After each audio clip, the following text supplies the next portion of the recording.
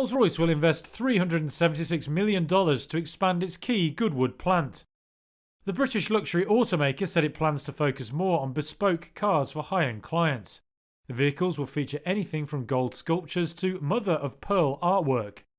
Rolls-Royce has seen rising demand for high-margin personalised car content from wealthy consumers, a trend also felt at other high-end automakers.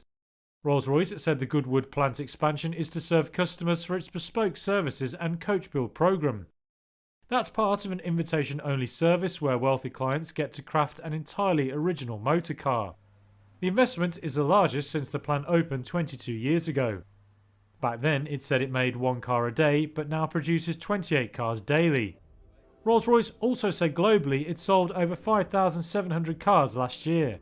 That's down more than 5% against cars it sold a year before. Hyundai Motor Group says it plans to invest a record $16.7 billion in its South Korean operations. That would be up almost a fifth on the year. Thursday's move is a bid to secure future growth even as the firm grapples with economic uncertainty and political turmoil in its home country. The group, which includes Kia as well as the namesake Hyundai brand, is the world's number 3 automaker behind Toyota and Volkswagen. Around half of its new investment will go on developing next-generation products, including electric and hydrogen-fueled vehicles. The other half will go on regular investments for things like adjusting production lines to make EVs. In a statement, the group said it was all necessary to overcome the current crisis, without specifying what crisis it meant.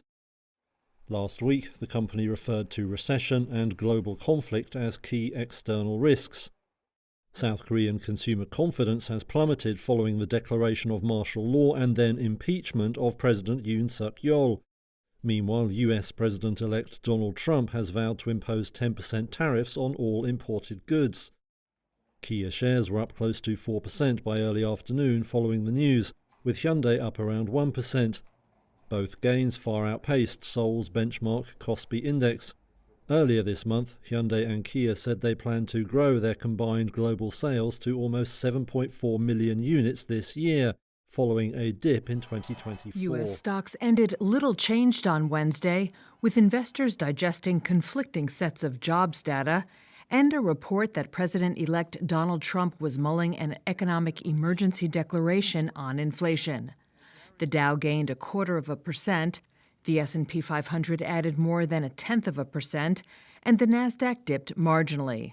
Minutes of the Federal Reserve's December policy meeting reflected concerns that price pressures would remain due in part to the proposed policies of Donald Trump. Market sentiment was fragile after a CNN report said Trump was mulling building his new tariff program by using the International Economic Emergency Powers Act, which authorizes a president to manage imports during a national emergency. Benchmark 10-year Treasury yields peaked at more than 4.7%, the highest since April 25th, before retreating. Rising yields have pressured stocks for weeks, notes Brad Bernstein, managing director of UBS Private Wealth Management. Treasury yields have been moving the stock market since third week of December, kind of spoiling the Santa Claus rally that we were hoping for from Christmas into the new year. And today, as goes the 10-year, goes the stock market, which is what we've seen today. And there's been a bunch of events during the day today that have moved the bond market around, which are impacting stocks. An ADP report showed private payrolls growth slowed sharply in December, although a separate Labor Department report said jobless claims for the previous week fell. All eyes are now on Friday's non-farm payrolls report for December. Among Wednesday's stock moves, megacaps were mixed, with Microsoft edging up while Alphabet and Meta platforms fell.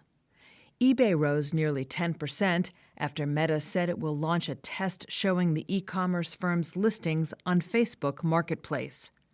And Edison International dropped more than 10%. Its Californian subsidiary cut power to customers to prevent damage to distribution lines from a wildfire. Markets will be closed Thursday for a national day of mourning for former President Jimmy Carter.